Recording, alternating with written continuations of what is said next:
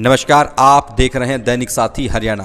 UP के मुख्यमंत्री योगी आदित्यनाथ बुधवार को राजस्थान के तिजारा विधानसभा में महंत बाबा बालकनाथ का नामांकन कराने पहुंचे।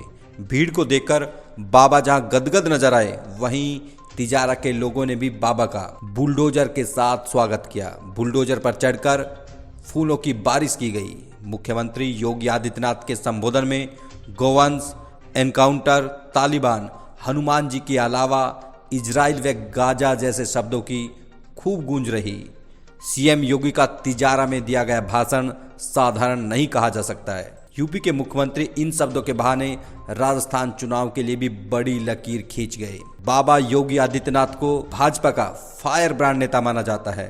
ऐसे में स्पष्ट किया कि किन मुद्दों को लेकर राजस्थान में बीजेपी चुनाव लड़ने वाली है। यहां तक कहा कि कांग्रेस सरकार में हिंदू सुरक्षित नहीं है। बात कन्हैया की भी की और बताया कि यूपी में किस तरह से ऐसे लोगों का हश्र किया जाता है। वहीं तिजारा से कांग्रेस प्रत्याशी पर भी चुटकी लेते हुए कहा कि मुझे पता लगा है कि कांग्रेस के तिजारा से प्रत्याशी क्या क्या उपाधि अपने आप को देते हैं, लेकिन तालिबान का उपचार करने के लिए बजरंग बली की गदा जरूरी है। आप समझ सकते हैं कि यूपी के मुख्यमंत्री योगी आदित्यनाथ का इशारा किस ओर था। बता दें कि कांग्रेस ने जहां तिजारा विधानसभा से इमरान खान को उम्मीदवार बनाया है, वहीं भाजपा के प्रत्याशी अलवर सांसद बाबा बालकनाथ मैदान में हैं। अब आपको दिखाते हैं कि अपने चुनावी भाषण में यूपी के मुख्यमंत्री योगी आदित्यनाथ ने किसको गाजा व तालिबान बताया, वहीं किसके लिए बजरंग बली की गदा जरूरी होने की बात कही।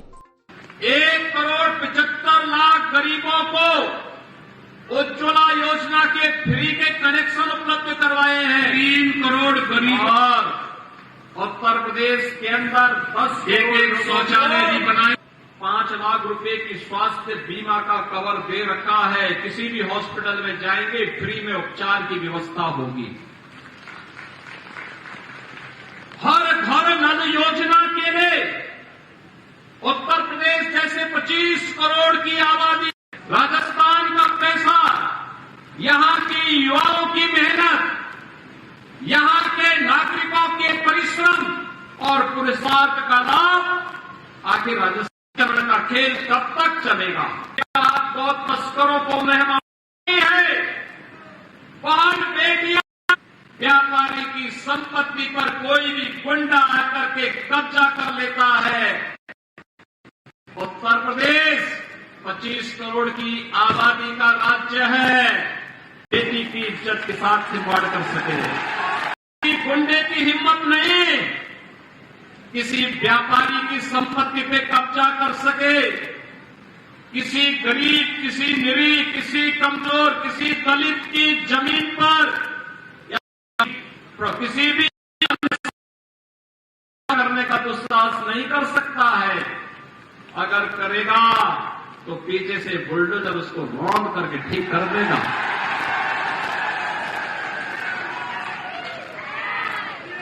किसी संत की तरह टेढ़ी नजर से कोई गुंडा नहीं देख सकता। बेटी को सुरक्षा है तो पूज्य संतों का सम्मान भी है। गरीब जहां बसा है, जहां गरीब बसा है, वहीं पे उसको जमीन का पट्टा भी दे दिया गया। उसका आवास भी बनाया जा रहा है। जहां संत का आश्रम है, वहीं पर उस आश्रम के लिए सरकार से भी सहयोग किया जा रहा है। और प्रदेश के अंदर, उत्तर प्रदेश 25 करोड़ की आबादी है। लंपी डिजीज से उत्तर प्रदेश में गोवंश को नुकसान नहीं। एक एक गौ माता को सर्वे देवा स्थिता देहे सर्वदेव मही को, सभी देवी देवताओं का निवास जिस गौ माता में हमने माना, उस गौ माता को बीमारी से भी बचाया और बूचड़ों से भी बचाने का काम प्रभावी ढंग से हम कर सकते हैं। क्यों विफल हो गए? कारण है गौ माता के प्रति आप लोगों की निष्ठा नहीं थी। कांग्रेसी केवल मुद्दा भुलाना चाहते थे और परिणाम क्या था? भारी संख्या में गोवंश को नुकसान होता है राजस्थान में और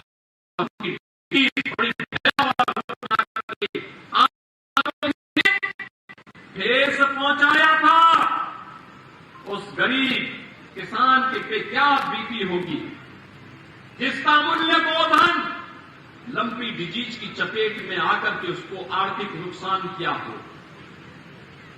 लेकिन सरकार राजस्थान की मानने वाली नहीं थी। वहां तो तस्करों को बढ़ाने वाली सरकार है। राजस्थान की सरकार तो हिंदू विरोधी है। पेशेवर गुंडा और अपराधियों को प्रश्रय देती है। याद करिए, कन्हैया लाल का गला रेत दिया जाता है। यूपी घटना को अंजाम देगा तो अब तक क्या अंजाम होता है इसका परिणाम हर व्यक्ति जानता है।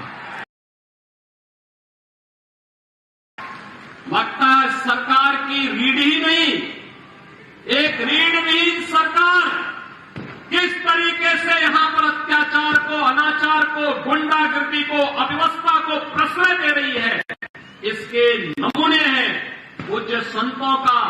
जिस तरीके से पूज्य संतों के आश्रम पर यहां पर हमले किए गए, सरकार के संरक्षण में वहां पर उन्हें पानित किया गया, इस तरीके से बेटियों के साथ जो व्यवहार यहां पर हुआ, ये क्या दिखाता है? भाइयों बहनों, आज इसीलिए आप सबसे हम कहने के लिए आए हैं, तिजारा विधानसभा चुनाव की शुरुआत हो रही है और मुझे ये भी बताया गया है कि तिजारा विधानसभा क्षेत्र में कांग्रेस जिस व्यक्ति को भेजी है वो अपने बारे में बड़ी बड़ी उपमाएं लगाता है। हमने भी सुना है। भाइयों बहनों, तालिबान का उपचार तो बजरंगबली की गदा ही है।